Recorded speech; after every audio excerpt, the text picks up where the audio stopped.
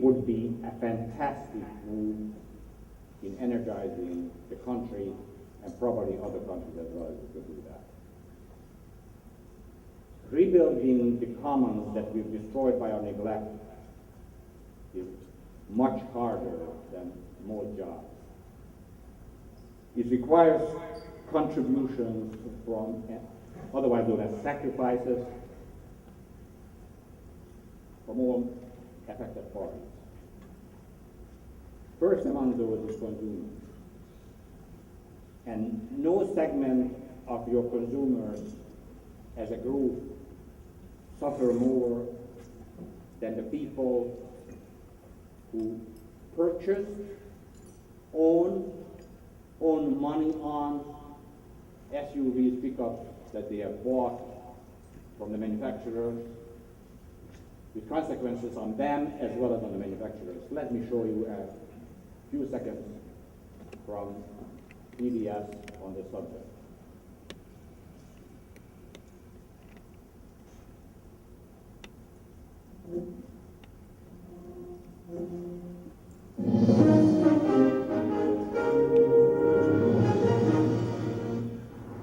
To see these lots now and see all these unsold giants is to feel already as if you are wandering in a kind of automotive theme park, a museum almost, a snapshot of entitled times past that will not come again, not in the same way anyway. The SUV is about to become a thing of the past, a swaggery relic of days gone by.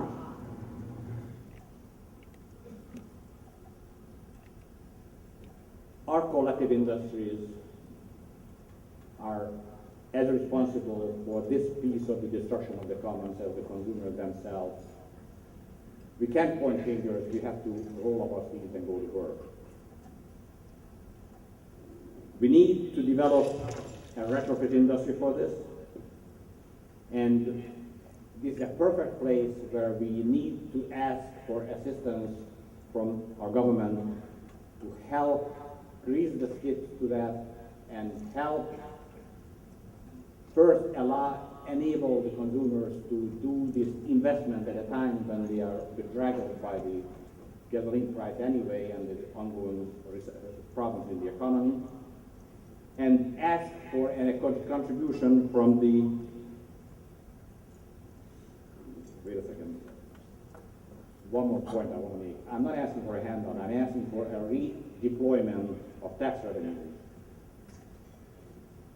Make it more expensive to use gasoline in powerboats, planes, low mileage vehicles, and ship the money over to make people, allow people to enter the retrofitted universe and use much cheaper, much more friendly to the security and the well-being of the country electric means, two-pronged.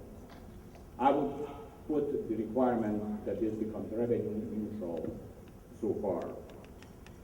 In addition to that, I want to go to our host and be as ungrateful as I can be for this lunch. There is no free lunch. The cost of this lunch is you need to help change consumer behavior by providing the mileage of these cars for 1 year, 2 years, whatever we feel is feasible, free. Remember, it's not very expensive to the utilities. The infrastructure, unused, is sleeping there. We just take a little bit of relatively inexpensive coal, burn it, and give it away to the consumer, even as time goes on, intelligence that will allow you to charge later is being put in place.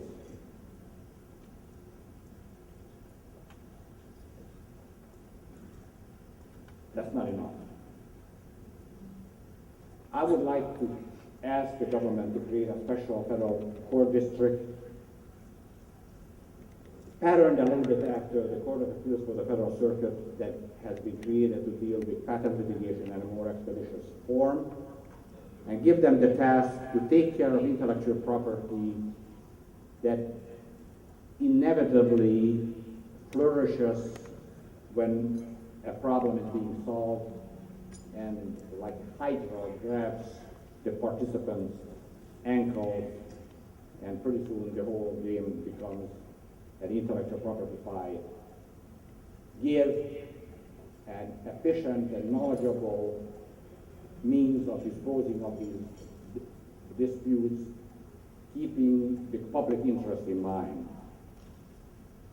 I would also, at the same time, like to ask the automobile manufacturers to look toward the open source movement and adopt its principles to specifications so the batteries and control systems, at least at the interface level, can be standardized, and also commit not to use withholding of warranties as a tool to slow down something that undoubtedly some portion of them will regard as a business challenge.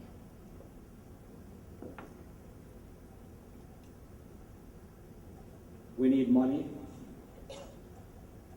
There's an awful lot of talk about green tech around here. No green tech is as green as this tech.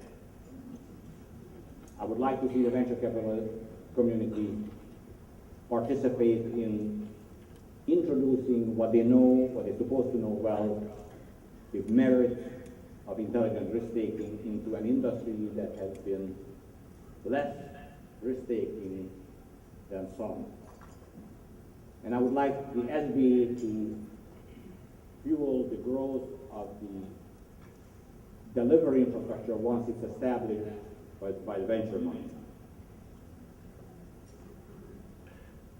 Most importantly, second to most importantly, I would impose the requirement that this task force creates an atmosphere where the individual members don't lobby the U.S. government for their stovepipe interests. All these discussions and arguments take place in the conference room, hammered out, and the industry task force, as an industry, goes and asks these things of the U.S. government. Much to learn from the Japanese, who have done this much more effectively in the industry dealing with the government than we have, but there's also room for continuous improvement in our business practices. Rebuilding the commons requires difficult work. The most difficult of them all is to develop a cooperative problem-solving attitude that somehow happened in an internet universe. Those were easier years, better years. I was younger too. But maybe we can do that if we recall the environment, if you're old enough for that, what it was like when we faced war in this country. We did not have the automobile manufacturers run to the White House to offer to convert their factories to produce airplanes to low cost. We did not have a labor force grow out of nothing to replace the male workers from this industry who were fighting a war in the two continents away. Women joined the workforce in a very aggressive fashion for the first time in large numbers and changed labor policy forever.